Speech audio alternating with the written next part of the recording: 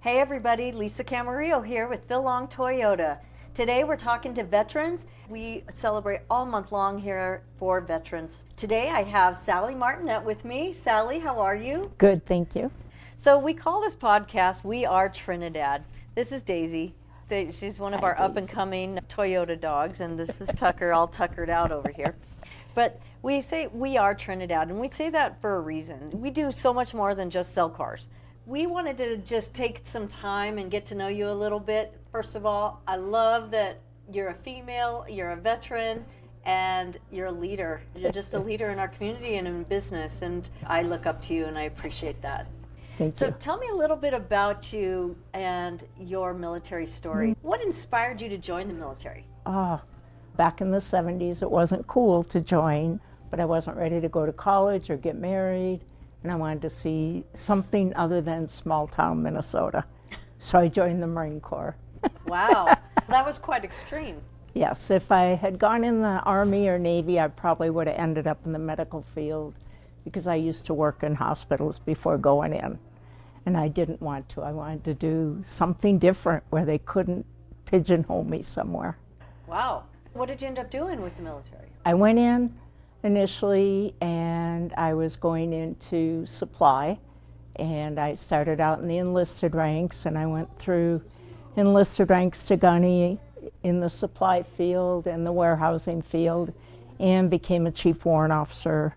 So then I became a ground supply officer in the 80s. Did you have a hard time because you were female in the military? Yes, it's very much transitioned. When I went in, you wore shorts and a skirt for physical training, and you had makeup classes and Really? social classes and how to go to a tea and what have you. And as They taught you this in the Marines. in the Marines. And then it progressed, and as I did different billets, and then after being in for a while, then it transitioned, and we started wearing camouflage like the men, and we learned to shoot the weapons. And because I had already been in, I didn't learn it in boot camp, I learned it afterwards, and I was in test pilots for what can women do or not do physically. That is so interesting. One of the things I always think about when I was 19 was, I remember I wasn't allowed to sell used cars. I was only allowed to sell new. I had to wear dresses with hose and heels every day. And when all the guys went to a sales meeting, I had to go to a different meeting, and that was how to speak with a soft voice over the phone. Exactly. Yeah, I was in supply to start with, and they pulled me to be a tour guide in a museum. And I was like, I didn't join the Marine Corps to be a tour guide in a museum. Oh my gosh. So I had to put in a request to get out of it, and got out of it. And then I went on recruiting duty, but I couldn't be a recruiter in the late 70s. I was in the contracting supply field for 5 states. And there's a lot of places women hadn't been, and I got to go and be a part of. So it was exciting. It was challenging at times. Sure. What would you think your most memorable lesson or memory that you had from the service? Other than meeting my late husband, I did work for a major at RS Minneapolis, Colonel Rigolo, and he had been a Vietnam vet. And our supply chief left, and I said, oh good, I can become the supply chief. And he goes, no, I've never had a woman Marine work for me. And I said, give me a year, and then we'll see. And at the end of 2.5 years, he thanked me and said he would then work with women Marines after that. But before that, because he was infantry, he had never worked with a woman Marine before. And now we're very close friends. That's awesome that you're still friends with him. Yes. And he's still alive, and that's amazing. Yes. And the other thing is you're a trailblazer. Yeah, we didn't think about that though. No. It was challenges. It was things we wanted to do. They were challenges. So we just kept moving forward. We didn't think about that we had to do more than the male Right. counterpart or whatever. When I had my first Right. son, there were not maternity uniforms, and less than 5% got to stay on active duty. So I had to get special permission to stay on active duty and wear civilian clothes. By the time I had child number 5, it was signing a page 11, and here's your camouflage military maternity uniform. You are a trailblazer, my dear.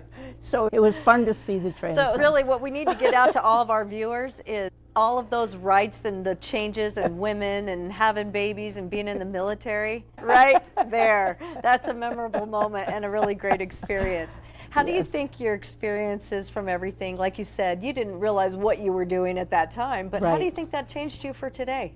I think it made me stronger, and it helps me read people more. I'm probably not as vulnerable as I was 50 years ago when I joined. And your late husband, so he was also military? Yes, he was a retired Marine as well, so he retired as a CWO4. I retired as a CWO2, and our oldest son just retired 2 years ago as Sergeant Major, 3rd Marine Division. Wow. So we're pretty happy. Thank you and your late husband, your whole family for your Yeah. service. Oh, yeah. And you know what, just for your presence and your trailblazing, because Thank you. those little things paved that way for me. Yeah, They yeah. do. That, and people don't even realize that. Yeah, we had some very good experiences. We lived for our last 6 years in Okinawa, Japan. Loved it. Our youngest daughter was born there, and all of our children enjoyed their time there. They got to see the culture and live with the culture, and then come back, and they've all made great choices, and they all are doing wonderful things, and I couldn't be happier. That's amazing. Oh, Toyota's a Japanese brand. Yes. That's the hometown version of all of that That's Toyota. right. I'm very impressed with the culture. I'm Yes. very impressed with Toyota as a partner. Yes, and it's the workmanship and the dedication to their jobs. And I enjoy my Tacoma because my late husband had one, and I sold it, but now I enjoy my own. We love that. So what brought you to Trinidad? My late husband grew up here. He was born and raised here, and we met in Minnesota on recruiting duty. And so when it was time to retire, we still had 5 of our children at home in 10th grade to kindergarten. And we were going to move to Trinidad, but in the early 90s, we couldn't take 5 kids from Japan and come here. So we raised them in Pueblo, and then my late husband and I restored a home that we inherited up in Ingaville, and I live there now. Enjoy it. That's beautiful. Yes. I know that just being able to work with you and partner with you through the Veterans Council and the things like that, Yes. it's just such an honor. I just love hearing your story. It's kind of like a pioneer. People don't recognize what others had to go through so that they have the right to do. Yeah. And that's the moral story of all military. Thank you. And yeah, that's amazing. We didn't think about it at the time, we just did it. Yeah, and I think that was Yes. also part of that culture. You didn't think about that at the time. You just did the next right thing. Right. Yeah, Yes, excellent. thank you. What would you think your biggest code of conduct, so to speak, something that you just carry with you? That's my code. That's what I do all the time. This is how I am. Like something that you carry. My true north is integrity. You have to be honest and you have to work hard and just move forward.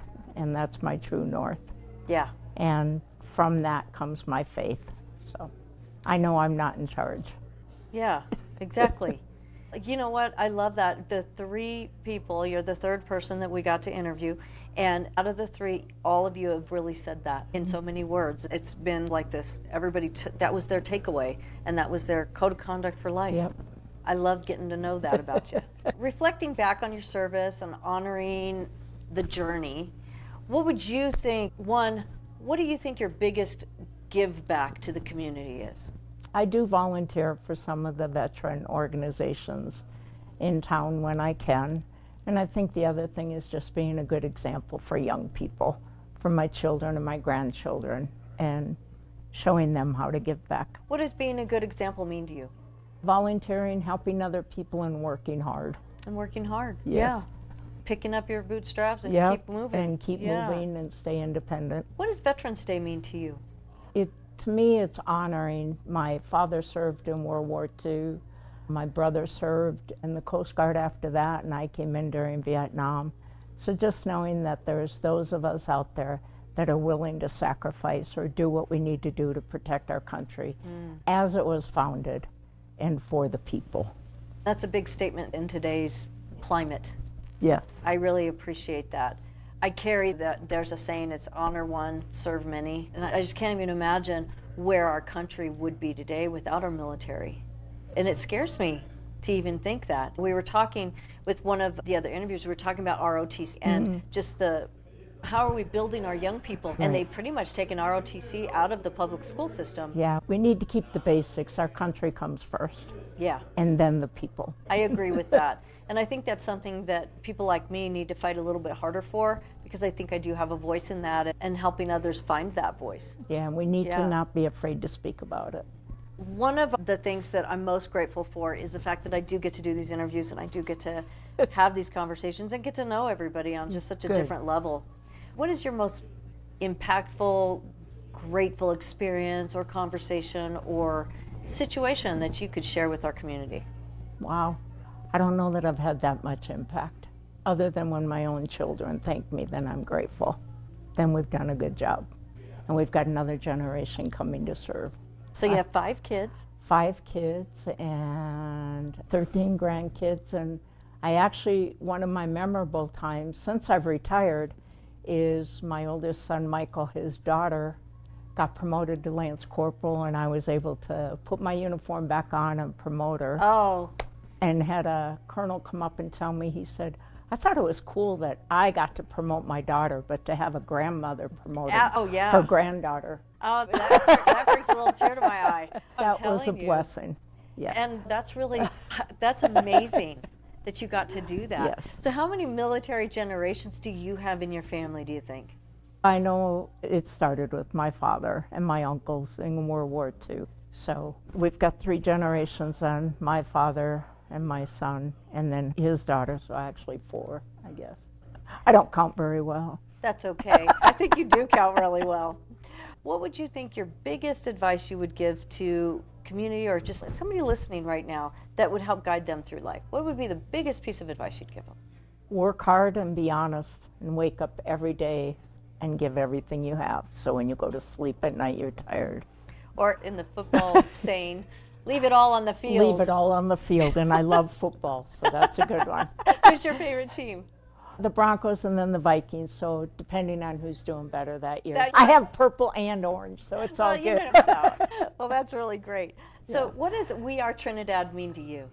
I think people need to understand we're a great small community, but we as people that are involved in it need to bring younger families to town. Yeah. We need to bring it back to life. I remember the first time I came here in '79 with my late husband, and there was a downtown, and there were little stores, and there were people, and we need to bring that back. We need to bring back industries that bring young families And just things for young families to be Yes. able to do. to want to come and to get our schools back up and going. One of the hardest things I do in hiring, when I hire people from out of town, like technicians, for example, I always interview their wives with them. I always say, okay, come to the interview and bring your wife. Yeah, And I always do that, and everybody's, that's a weird request. But you know what? I want them to see what this is. and it takes a family to support who's ever working, That's right. be it the wife or the husband. It takes the whole family. Yeah, that's true. In closing, I just want to thank you Of course. again. Thank you for your service. I am always so appreciative of you, Of Sally. course. Thank and you. thanks for taking your time today. I know you're in here just getting your Tacoma in service, and I yanked her out of service. So It's all good. this is what it means to be family. Yes, thank So I appreciate it. you. Of course. That wraps us up today. And again, happy Veterans Day and happy November 2025. Have a great day.